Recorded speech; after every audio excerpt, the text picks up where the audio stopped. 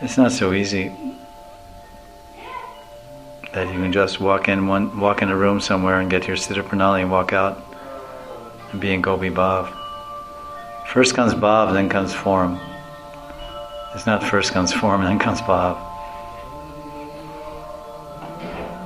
So our Gurudev was emphasizing that. Try to develop the Seva Bhav, then ultimately Gopi Bhav. Sridhar Maharaj used to say that the agents from above will come down and lift us up to that quarter. Like there's a big party going on with all really rich people and don't even know them. And they're all highly qualified and wealthy, influential people.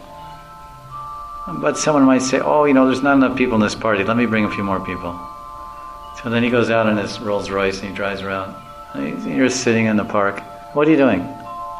I'm just watching the birds. I'm not doing much.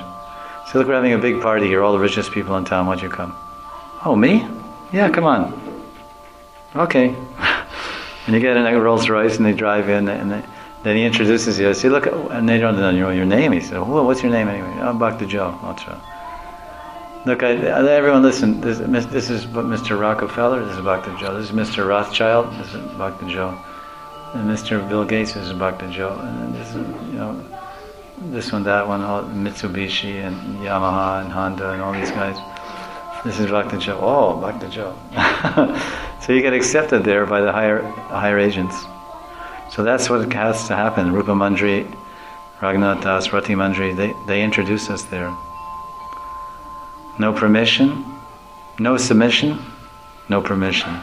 No permission, no admission. So first there must be Sharanagati, Agya, and Pravesh.